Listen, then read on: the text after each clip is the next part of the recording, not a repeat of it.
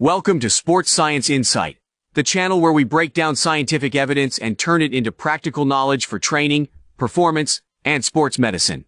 Today we are looking at the article, Machine Learning Applications in Sports Injury Prediction, a narrative review. This review was published in Science Progress in 2025 by Yuan and colleagues. The main question is simple. Can artificial intelligence predict sports injuries? The answer is promising but not perfect. Machine learning may help estimate injury risk by analyzing athlete data, training load, biomechanics, fatigue, sleep, injury history, and other factors. But it cannot predict injuries with certainty.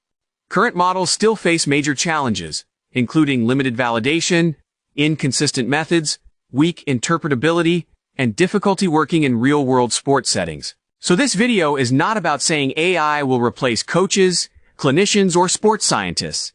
It is about understanding what machine learning can do, what it cannot do yet, and how it may support injury prevention in the future. And if you want evidence-based breakdowns on sports science, technology, training, and athlete health, subscribe to Sports Science Insight. Let's break it down. Sports injury prediction is hard because injury risk is not one variable. An athlete does not get injured only because of one bad movement, one training session, or one isolated risk factor. Injuries usually emerge from complex interactions. Training load matters, biomechanics matter, previous injury matters, fatigue matters, sleep matters, psychological state matters. Environment also matters, including surface, weather, equipment, and training context. The review explains that sports injuries often behave like complex adaptive systems. That means small changes in one area can interact with other factors and produce large or unpredictable outcomes. This is why traditional linear models can struggle. They may assume that risk factors add up in a simple way. But in real sport, risk is dynamic, nonlinear, and constantly changing. For example, the same workload may be safe for one athlete and risky for another, depending on sleep, recovery, previous injury, and movement quality. So the key message is, injury risk is not one variable. Machine learning adds a different way of working with athlete data. Instead of testing only one variable at a time, machine learning can look for patterns across many variables together. The most common approach in sports injury prediction is supervised learning. In supervised learning, the model receives input features and known labels. The input features may include age, BMI, sleep quality, injury history, training load, strength tests, balance tests, GPS data, or biomechanical variables. The label is the outcome. For example, injury occurred, or no injury occurred.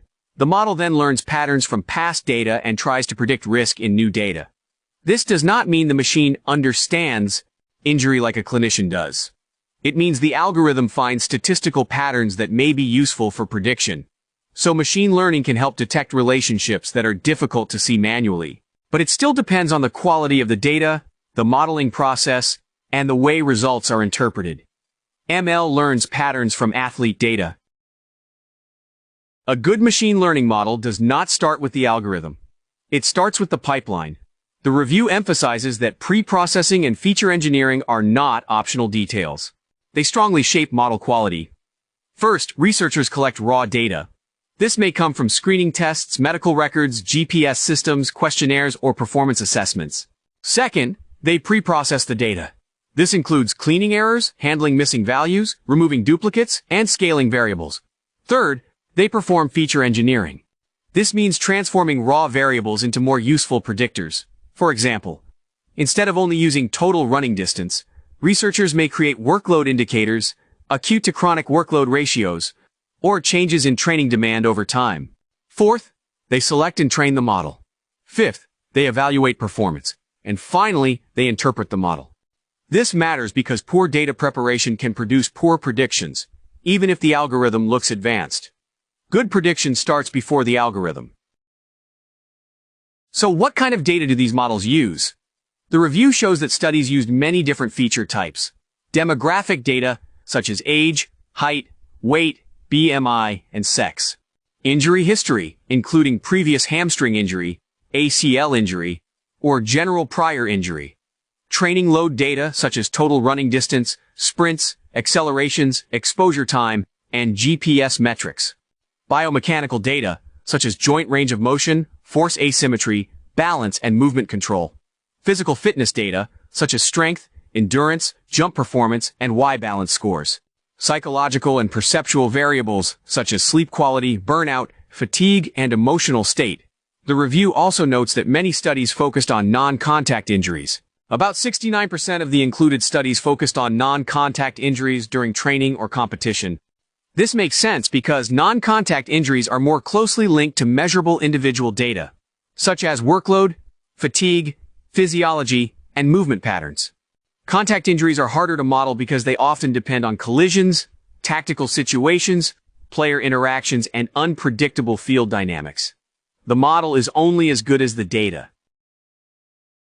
Several machine learning algorithms have been used for sports injury prediction: decision trees, random forests, support vector machines, extreme gradient boosting, often called XGBoost, and logistic regression is often used as a traditional comparison model. The review highlights that tree-based models were common. Decision trees, random forests, and gradient boosting models appeared frequently in the studies. One reason is interpretability. Tree-based models can sometimes provide readable decision rules. That helps coaches, clinicians, and sports scientists understand why the model classified an athlete as higher or lower risk. This is important because in sports medicine, accuracy alone is not enough. If a model says an athlete is high risk, the staff needs to understand why. Is it because of workload, previous injury, fatigue, movement asymmetry, low balance score, or another factor? Deep neural networks can be powerful, but they are often harder to interpret. In practical settings, coaches need explanations, not just predictions. Accuracy matters, but coaches need explanations. When evaluating injury prediction models, we need more than basic accuracy. Accuracy tells us the overall proportion of correct predictions. But in injury prevention, accuracy can be misleading. Imagine a team where most athletes do not get injured. A model could predict no injury for everyone and still look accurate. But it would fail at the most important task, finding the athletes who are actually at risk. That is why sensitivity matters. Sensitivity measures how well the model detects actual injury cases. High sensitivity means fewer missed high-risk athletes. Specificity is also important. Specificity measures how well the model identifies athletes who are not injured or not at high risk. High specificity helps avoid unnecessary interventions. Precision tells us how many predicted injury cases were actually correct. The F1 score balances precision and sensitivity. AUC measures the model's general ability to separate injured from non-injured athletes. But in sports injury prevention, catching high-risk athletes may be more important than looking statistically perfect. A good model must detect real risk, not just look accurate. The review shows that model performance varied a lot across studies. Some models performed poorly, others looked more promising. For example, AUC values range from close to random performance to about 0.84 in some studies. That means the evidence is uneven. Some models showed fair or promising discrimination, but others struggled to distinguish injured from non-injured athletes. A major problem is generalization. A model trained in one specific population may not work well in another. For example, a model trained in elite male football players may not work well in female athletes, youth athletes, recreational runners, or athletes from another sport. This is one of the biggest barriers to real-world use. External validation is still limited. Many models are tested only in the same type of population where they were developed. That makes it hard to know whether the model will work outside the original study. So the message is, promising results, uneven evidence.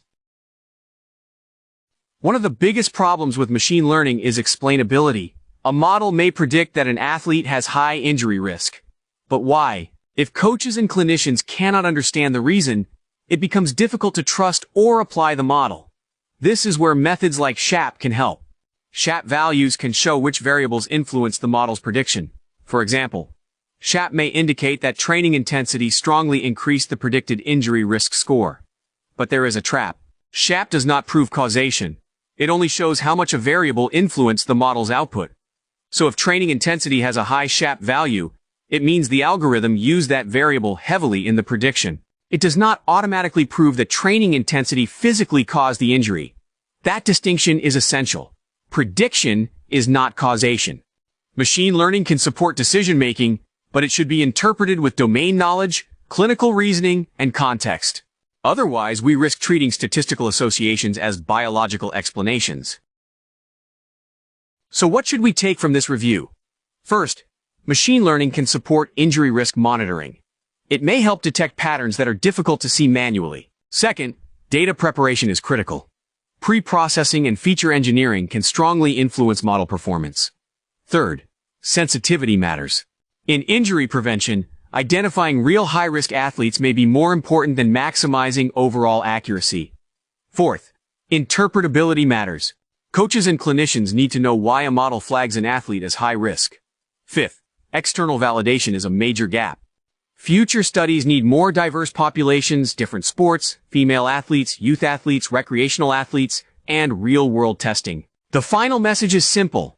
AI should support coaches and clinicians, not replace them. The future of injury prediction is not just better algorithms. It is better data, better validation, better interpretation, and better integration with human expertise. If this video helped you understand how machine learning is being used in sports injury prediction, subscribe to Sports Science Insight. Here, we analyze scientific evidence and turn it into practical knowledge for coaches, athletes, students, clinicians, and sports science professionals. Leave your comment below. Would you trust an AI system to flag injury risk in athletes, or should this always remain a coach-led decision? Thanks for watching, and I'll see you in the next breakdown.